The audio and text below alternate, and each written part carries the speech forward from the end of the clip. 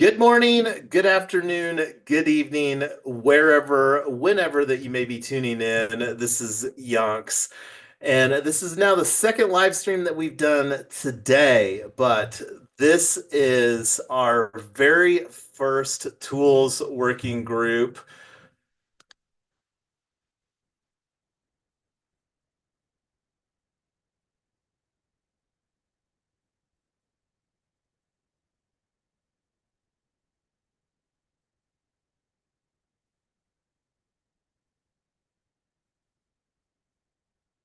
Was that audio coming through for everybody else? I think I've got an open window. Yeah, I could hear you.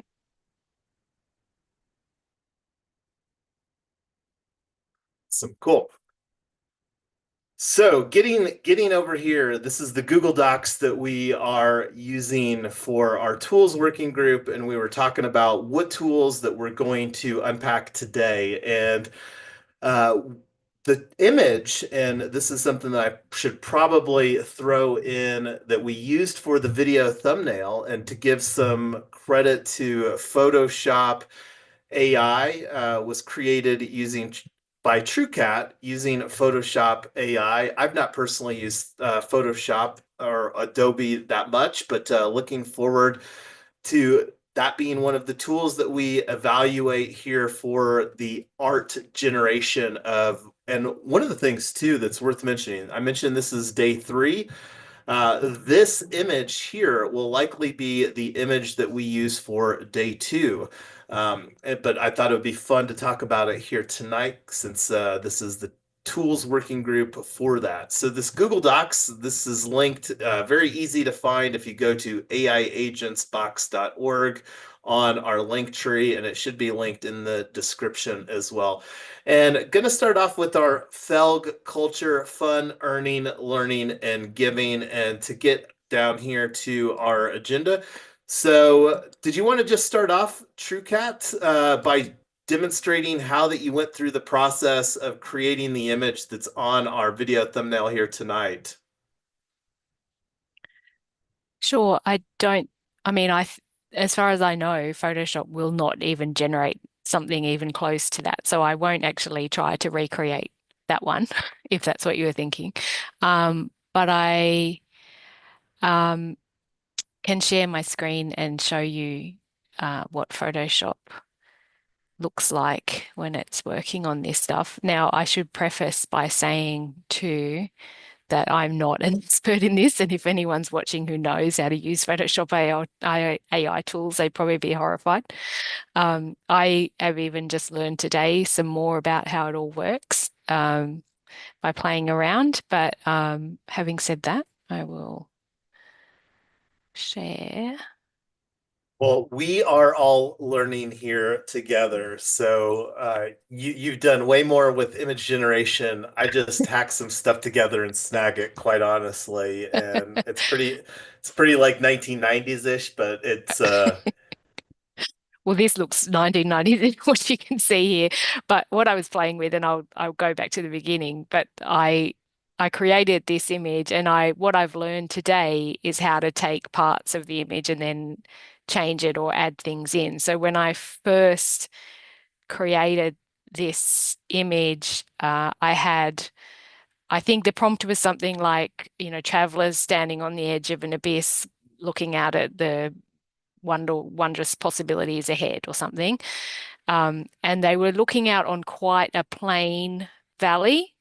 And so what I did was select this area down the bottom and say something like make it a lush valley full of vegetation. And then so then it just replaced that area of the image, which I didn't know how to do before. Likewise, I took the sky and it was just a blue sky, but I said, put in a sunrise. And so now it's got the different sky. And then just for fun, I took the people out because people are always pretty terrible, I've found.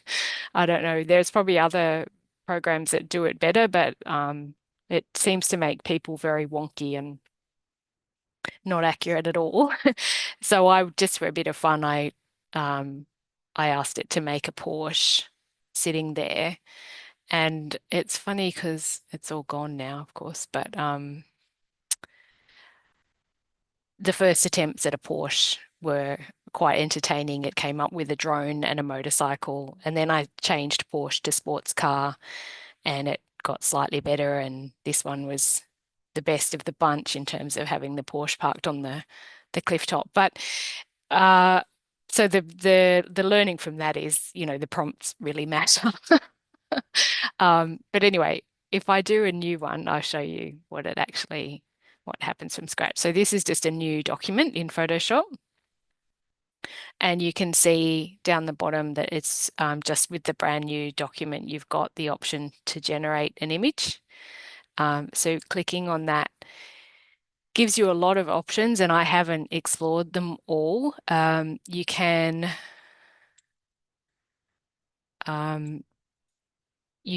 I think this is just inspiration in terms of style, but you can also upload one if you want to, if you have an image that you want it to kind of match the style. Otherwise, I think you can just choose one of these to remix, it says, and make your own. But anyway, so any ideas for a prompt? I am so new to the whole prompting idea. So that's like I am definitely not a prompting guru. So I will defer to somebody else if somebody else wants to chime in some thoughts. Well, I'm just making something up. So I think the secret in using AI is in the prompting. So you're on the right track. Yeah, that's what I've noticed too, is that there's formats for improving your prompts. Um, you can choose art or photo style. Um, if you don't select, I don't know if there's a default. And then there's all these different effects that you can also kind of choose to have or not. Um, I'll just leave it as all. So this is probably not a great prompt, but anyway, let's see what happens.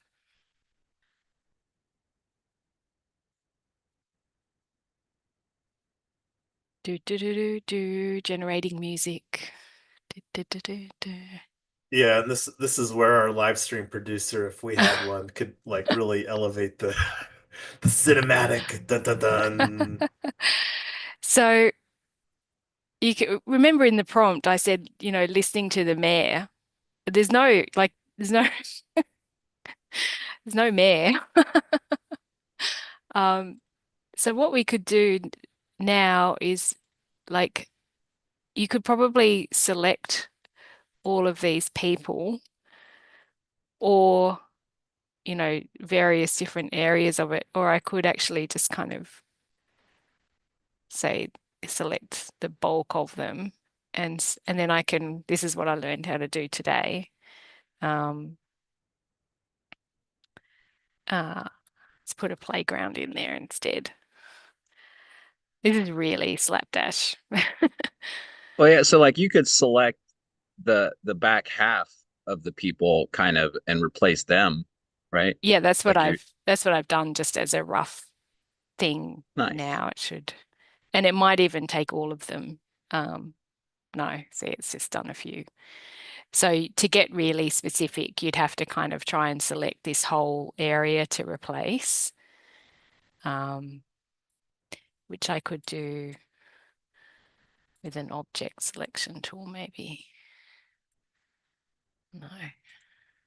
And to go a little on the geeky side of things, Hmm. because we're here talking about AI agents. Do you know if Photoshop has any sort of API capabilities? In terms of Well, so what so being able to imagine send it like elsewhere. well, not sending it elsewhere, instead of you being the one that's working on creating the image here, the thoughts are is to create an AI agent that would be, like your graphic design studio, and it would be that your AI agent functioning as your graphic design studio would make an API call to like this AI image art generator to generate the image for his design studio and then do the prompting, or whatever. I don't know enough about what that could look like, but that's I think one of the bigger value propositions, and that's one of the reasons that Venice chat was compelling enough for me to, without even really experimenting, open our wallet and order their professional service on a monthly basis because it does have API capabilities, and that's one of the things that we're wanting to program our AI agent that would be the Yonks team design studio to, instead of me going and doing the prompting, have the AI agent design studio do that, if that makes sense. Yeah, I don't think Photoshop has that happening. But I don't know. I haven't investigated that. Well, and just thinking out loud too, because I don't know, because there's a lot of blog posts that talk about, the top 10 art generator tools in 2025. And with this being, right around clicking over 2025, everybody's made a little, last updated January 2nd or whatever, so that juices their Google SEO rankings. And Hmm. I don't know if any of these blog posts are evaluating API capabilities to interface with a agentic AI framework. And that's one of the things that we need to also be cognizant of, is that right there, agentic AI, because that's another way of describing the framework for this level 3 era of AI evolution that we're in with the agents. For sure. Cool. Well, Anyway, yeah, we can move off that. I haven't done a very good job of showing it off. I'm no, sure no, Adobe that won't be employing me anytime soon as no, as yeah. You are much better at the whole graphic, and that's one of the things that I haven't personally spent any time.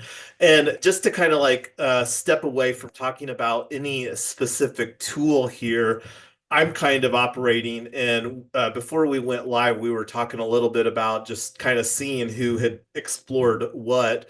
And I am Lotus, you were talking about using Doll-E a little bit. I'll go ahead and fire up the live stream or the screen share here. But are you currently, with your exploration, I am Lotus, paying for any services, or are you just using the freemium model that they're providing? All of them are free. I haven't paid. I paid for Canva a long time ago, but I quit paying for it. Yeah, and Canva, we were talking about Canva during our office hours, and Canva is definitely a leader in the graphic design space. I think that Adobe tried to buy them out, and I think Canva said no. And did you want to drive this portion of the conversation, Ernest, talking about Canva?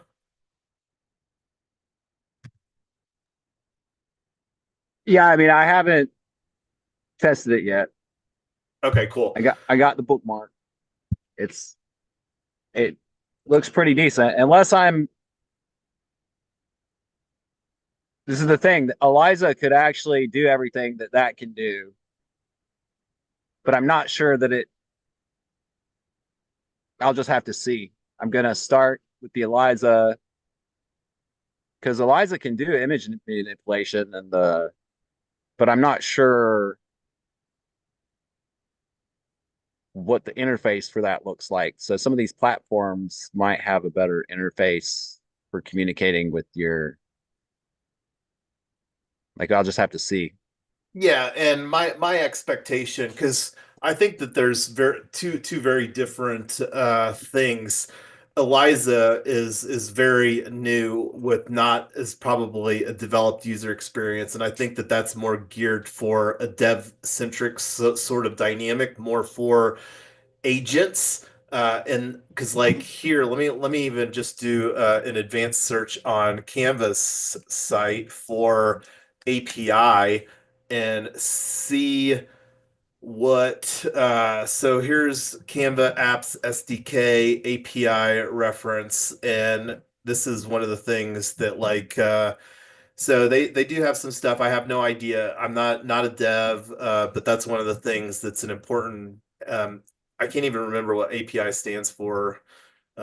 It's where Yeah, so programs. that like the Eliza community has plugins that let you communicate through the APIs for like Twitter, for Discord, um, and some other social media platforms. And then as the community develops those plugins, you add them to your Eliza, and then they have uh, that capability to complete tasks um, and workflows that involve creating or posting or scheduling meetings or whatever. Yeah, Is how I'm so understanding it. Not quite sure completely.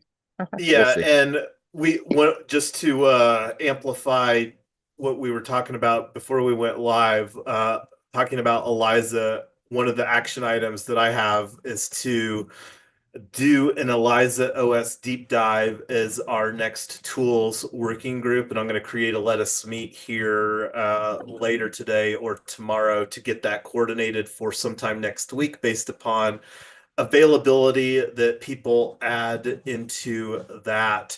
But one of the things that I was thinking of on content, like that's one of the things as a community that we can do, uh, not only for the benefit of our community members in the world at large, but also as an opportunity, like we're with our blog and newsletter on Paragraph, we're going to have the opportunity like this image is the video thumbnail, but the image we're going to just the not the thumbnail aspect, but just the image is going to be our day two NFT, and people will be able to mint this NFT for like $1 or something like that. But going to have fun with that throughout this 180 days. But going back to this idea around the content is create uh, content. Speaking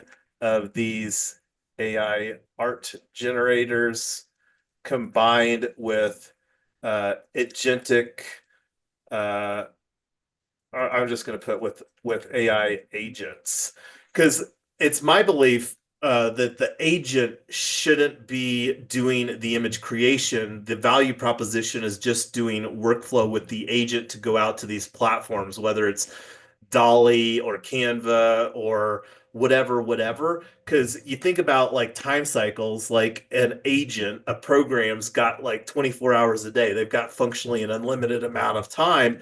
And then like going through some review process where like just think about and I'm just thinking out loud, I don't know, somebody that's engaged more as a professional, but I've been on the wanting to get graphic design work, and I could see a similar thing being done with the your agent where you're saying, hey, no, tweak this a little bit or tweak that a little bit, and then I don't know what that interaction will look like, whether it'll be chat prompts or auditory prompts, but that's one of the things that we will unpack. But like having some sort of matrix where, because some of these art generators like might not have as good of capabilities for incorporating into our agent design dynamics, because one of the things that I want to do sooner than later is get a Yonks team agent army in place where it can start training it and getting it ready for conquering the world here in 2025. Because Tyler can attest, we need a lot more minions and bitches, as we like to say, and that's a throwback to the what is it? The minions. What are those little yellow guys called? Gru's little. Are they minions? Is that what? Minions. Yeah. Fair. They're minions. So we want our whole little army of AI agent minions to do our bidding. So and that's one of the things that marketing too. But anyway, Canva and Photoshop, Otter. Let's see. Let's actually just go over here to um, AI art generators and see what Google has. Top 5 art generators. This is actually an older piece here. Canva. Let's actually do anytime past month. So here's a CNET and like Dolly. It'll be interesting to see. I don't know how much of these have open capabilities. Let's see. Best free Leonardo AI. That might be worth one exploring. That made it looks like a top 4 list here. Adobe Fire. We're now TrueCat, was it Adobe Firefly? I'm not sure what Adobe has as far as their suite of products. Is that what you were just demonstrating there?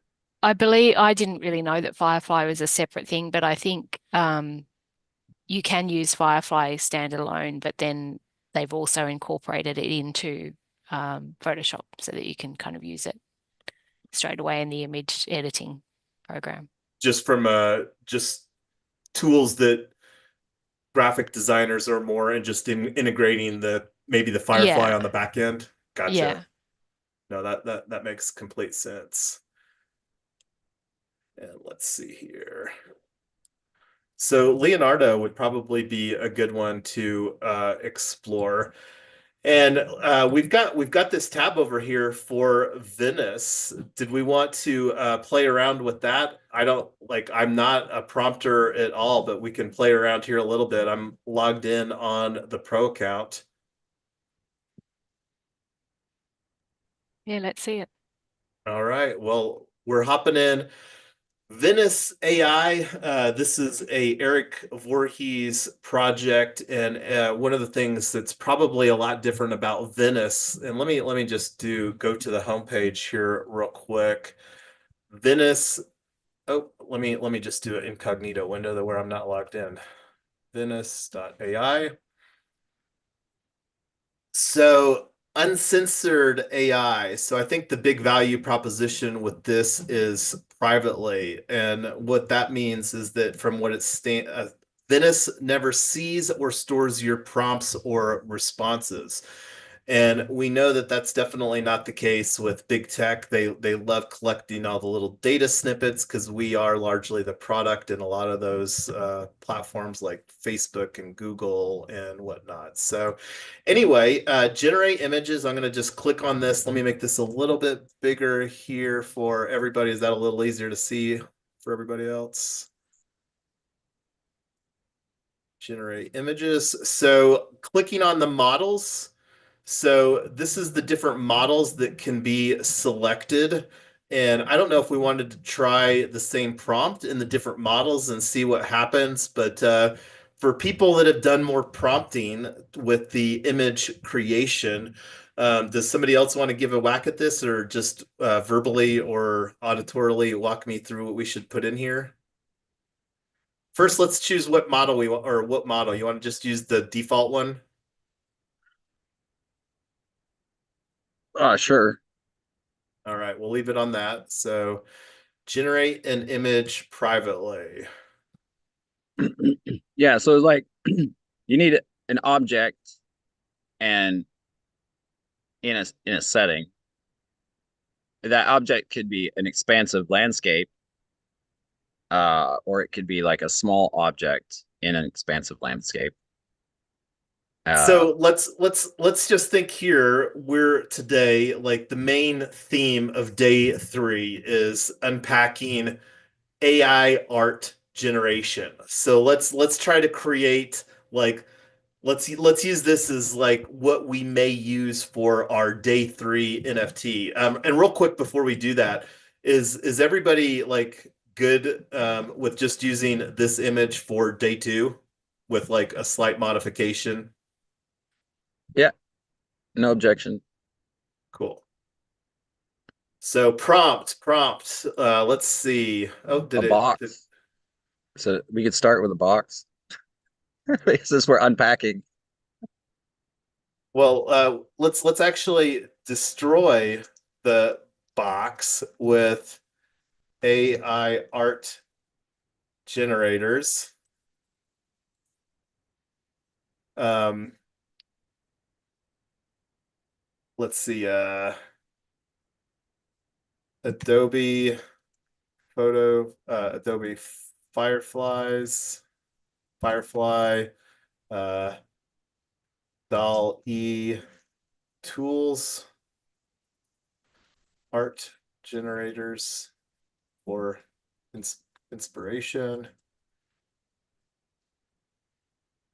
And I don't know if these need to be comma separated. I don't know enough, like I said, about prompting. I'm going to DAL-E, Venice.ai, and what's Canva's website?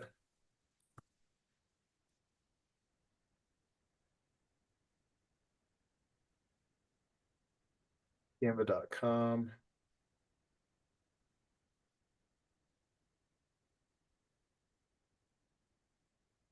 Should we just see what that does?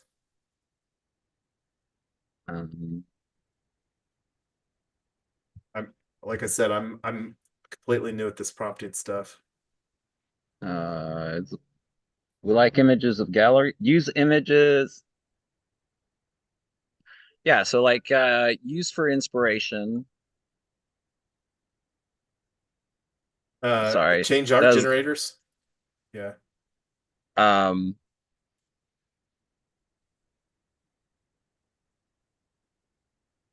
I would say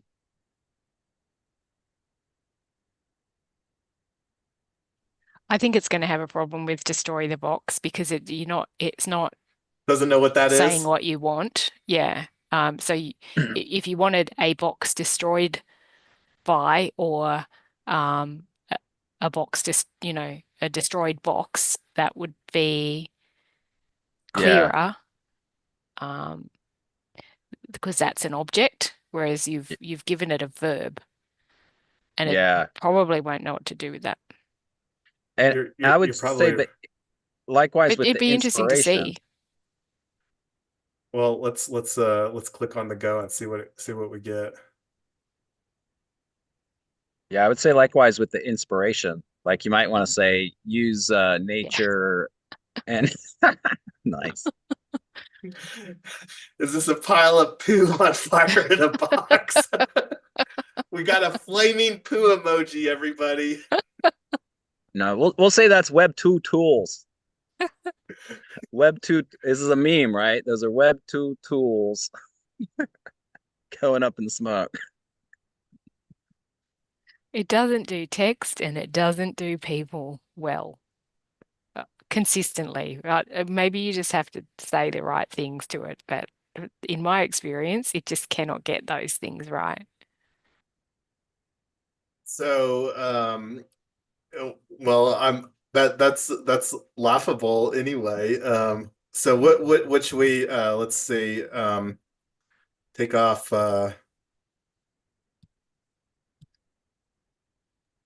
So probably you want like a box exploding with ideas or something, that tells it a little bit more about what should be around and in the box. let's just try that. And it'll do light bulbs for ideas, you watch.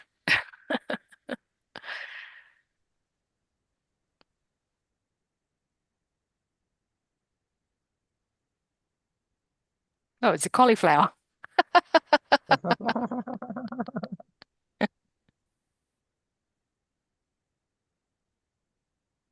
Um let's see it's still in the box though, huh? What about I wonder if it knows about I would the concept of thinking outside the box. Go on, Ernest. I would change the inspiration. Be like, I'm in, you know, use inspirations, use nature and outer space as inspirations, or use a wetland as inspiration. Yeah, because this doesn't probably give us, it's not getting anything off of this. What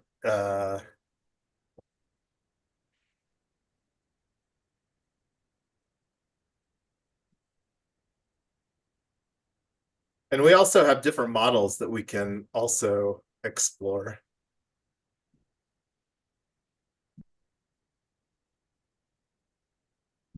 It's still in the box though. I want to see the box destroyed. Let's see on You other say models. a box crushed by a fallen log.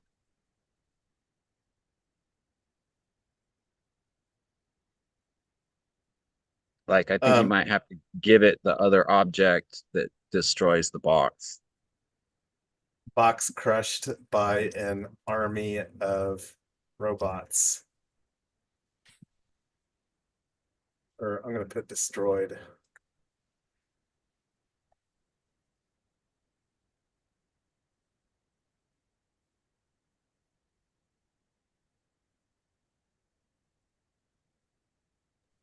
After all this, I'm feeling a little bit more comfortable that the robot overlords are not immediately going to take us over. So we're good. 100%.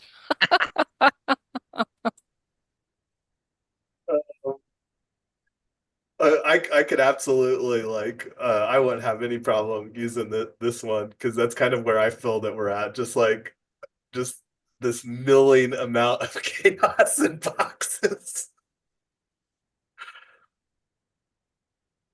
I actually kind of do like this one. Because we're not quite to the point of destroying any boxes with our evolution of using AI tooling here. Let's see. I don't know what the download looks like. Yeah, it looks like it maybe puts a watermark on it. That's supposed to be removed. Oh, okay. Maybe when you download it. Yeah.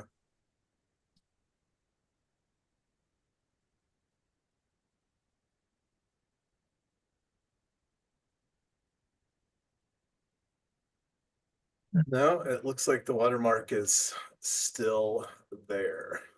And I don't know if I care too much about that. I have no problem promoting Venice from an ethos standpoint.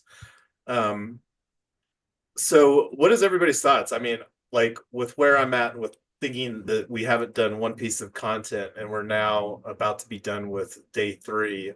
This is something that I would rather just like continue to experiment with and get better and better. And but I think for me anyway, this image best summarizes where I feel. And I don't know if Tyler can relate with the amount of chaos that I see in this image here, but that kind of yeah. It's hilarious. And I think it actually also, it also for me sums up the superficiality of actually, I did say that I'm not all that pro AI, although I recognize that it's a good tool. But for me, it's very superficial, right? As soon as you start looking at the detail of this image, you realize that it's not like spatially accurate, like that cardboard box in the middle, and then the robot next to it is sort of like there's no edge on the box, and then there's another weird box behind it. And that generally is the case with AI images, is that you can usually find something that's just not quite right. And, as Tyler said, it's kind of comforting to know that they're not going to take over anytime soon. But also just that like that image would do for, probably what you needed it for a tweet or whatever, but it doesn't really cut it when you start to look closely. And for me, that represents the kind of lack of substance that we've got happening now, where it's all very shiny on the surface, but not really that impressive when you start looking closely. Yeah, and it's you think about like I could personally, as a perfectionist, and this is one of the reasons that I love live streaming, is that it really prevents some of the perfectionistic tendencies that I have. Because like once it goes live, it's kind of out there, and to like pull it back or to change it or whatever is it's like, but then on the flip side, like one of the tools that I have that I don't use that much is Camtasia, which allows, a lot of post-production capabilities. But then, you think about creating like here, we're talking about 180 days potentially, and not going to be doing 24/7, 365 or 180 here, but uh, just creating like a little placeholder in an image, because I think most of us would recognize that most people are pretty visual people, and just having like a little reference point visually to things. And that's kind of what this does to me, is it provides a nice kind of like inflection point as far as some of the chaos with what is coming, and like people being confused, and like how,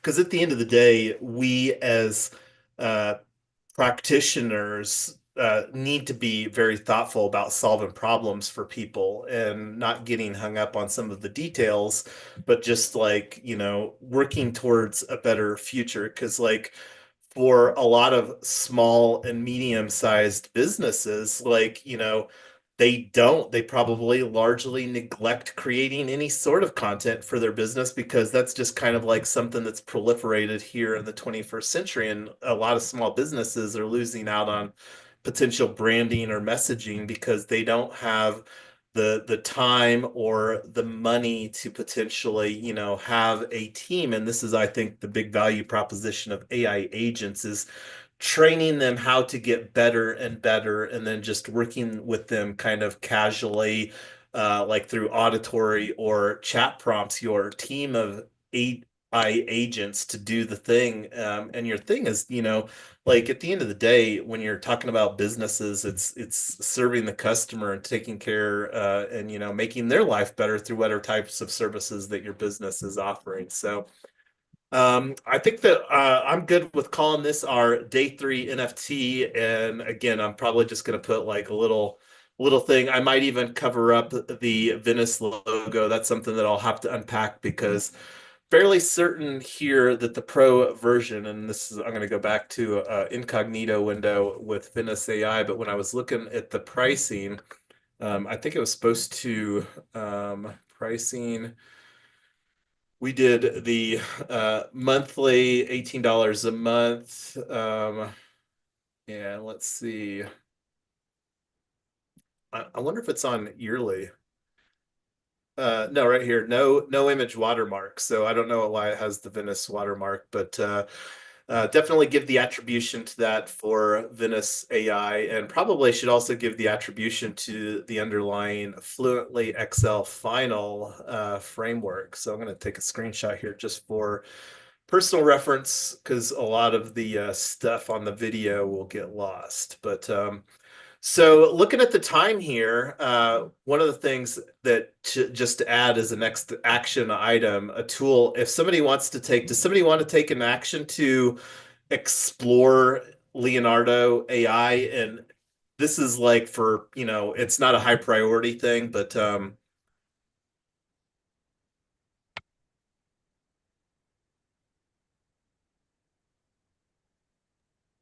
going to Uh, be I'm pers I'm go going to ahead, have a look at Tricat. it. Yeah, I don't know exactly, what might come out of it, but I'll certainly be having a look at it.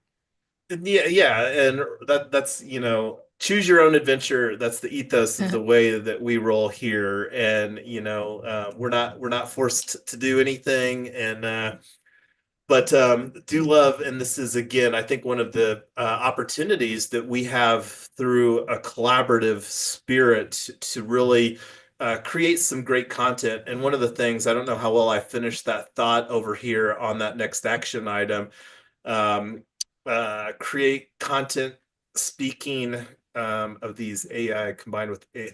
And one of the things I like seeing is a matrix with features, i.e., API, etc.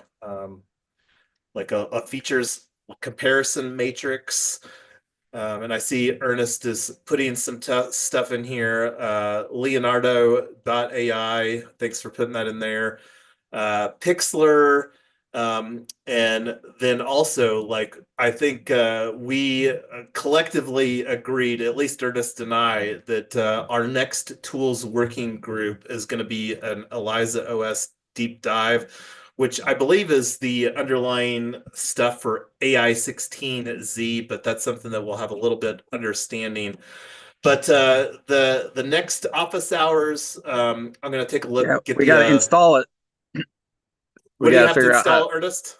we got to install it and basically do a walkthrough of the GitHub. There's a quick start guide, um, but there's a I basically my next step is to go through the prerequisites in the GitHub. So there's some applications that's mentioned in the prerequisites. Once I have those applications downloaded to my laptop, then I can um, run whatever following GitHub instructions follow to get Eliza installed on my computer. Nice.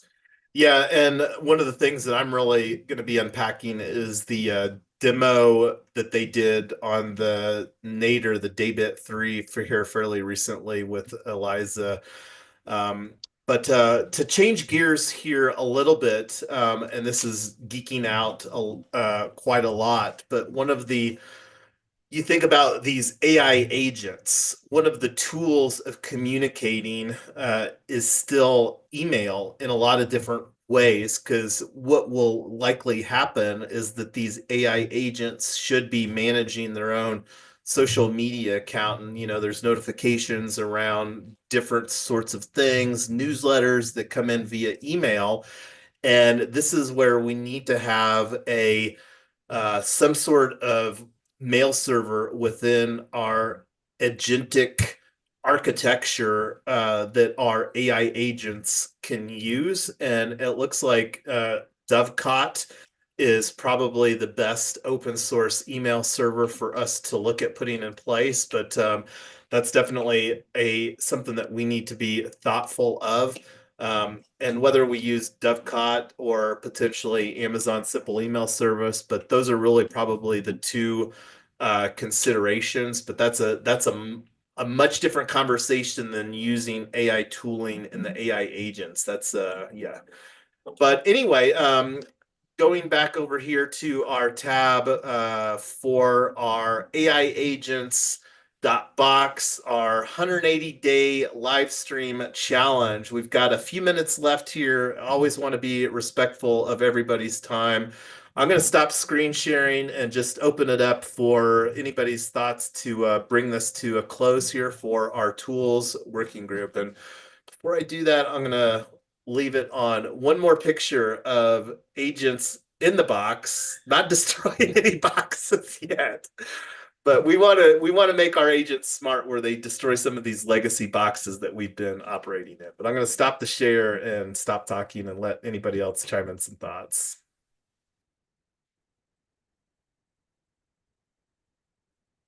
I dropped in a Notion page in the chat where I got a blog post made from today's meeting.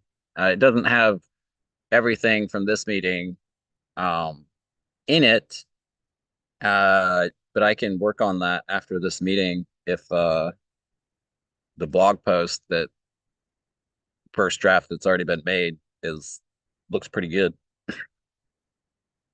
And No, then I can even take that blog post and generate what the final blog post and then generate some social media posts from it.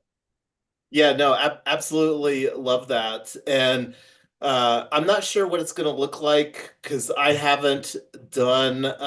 And I'll go ahead. We could take that conversation offline, Ernest, but I would have no problem adding you as a admin on the super fresh. Gonna plug that here real quick since I fired up the screen share here for everybody to smash the subscribe button on our brand new blog newsletter that doesn't have any content, but that will likely change here.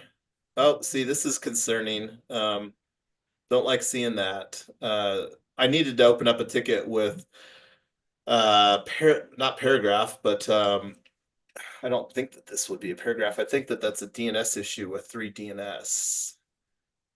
So anyway, we can take that offline, and I'll look at the why the DNS isn't working here too for our blog. But anyway, I'm going to stop share again. That was a less than fulfilling screen share that I went on back live. But anyway, any other final thoughts? Love the direction that we're going in here and the pace that we're moving. And I think that that's only going to amplify when we actually start getting better at figuring out how to get out of the box ourselves, because this just amplifies how little that I've done to interact with chat bots in with AI and stuff like that.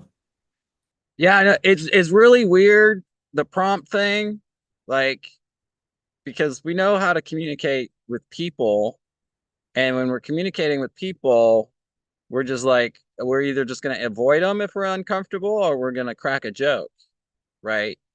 But then that cracking a joke leads to whatever the conversation is. And so for me, it's helped that, okay, what the AI needs is a well-written prompt. If it's going to kick back to you what you're requesting from it, it needs to be able to do what you're asking of it first, but then the better you are, and that's work. That's going to be the work, right? Is writing 100-word prompt in order to kick out a task that is, Well, you my know, my expectation, saving Ernest, you is 10, 20 hours of work. my expectation, Ernest, is that the prompting is going to be transition from me, the person behind the keyboard, to the AI agent that's in my Yonks team design studio, or whatever special agent or however that we implement that, where it will be the AI agent that we deploy that'll actually be doing the prompting and will be evolving to get better at communicating with the LLMs and other things that are actually doing all the stuff. That's my expectation. So that's Yeah, really meta, using AI to produce AI prompts. That's why AI agents are so magical. Hmm. yeah, that's what I noticed too at one of the podcasts I listened to earlier. When this guy, right, he needs like a clerk, he needs several business office tasks that are highly repetitive, that do require talking with other applications, and do require communicating, maybe getting more information from a client. And you have one that's designed to do one task really well, and then another one to do another one really well, and now you have an office team of essentially a little specialized micro agents running your office. But you still gotta, like, do what you're there to do, and still have relationships with clients and stuff like that if you're trying to Yeah, create a business or whatever. But the person that's is the agent orchestrator, and that's where I think that us learning how to create great frameworks that make it easy for people like small businesses, because like let's be honest, like here in the United States, most of the jobs are still done by small businesses, and most small business people don't have the time, the energy, or the expertise to unpack the latest developments in AI technology. And by us being able to open source, and then the magic really starts happening with the network effect, because we can build out special agents that provide value, where that reduces the learning curve, where our special agents that we architect, like within the AI agents framework, AiAgents.Box framework, can, where the individual small business person doesn't necessarily have to design their special agent, like for whatever. But I'm just thinking out loud here, but that's kind of like what I understand as far as the opportunities, and that's why early adoption on some of the stuff, and then also more importantly, the network effect is really where the magic happens. And the agents really, from my understanding, allow the ownership to come to the person, the orchestrator who is wanting to benefit from the results that will occur with these team of AI agents. And that's one of the things that, like, thinking about with what we're building and on-chain ambassadors and, just helping individuals have their own AI agent where we can substantially reduce the time to market and allow people to just be more effective and amplify themselves and figure out how to navigate this. Because again, we're all learning here, and I think collaborative learning, and I'm very much a kinetic learner. I learn by doing, always have. And anyway, but we're already 4 minutes past. Love hanging out here. I can talk about this stuff all day long. I'm going to stop talking and let anybody else chime in some thoughts. Otherwise, we will bring it to a close here.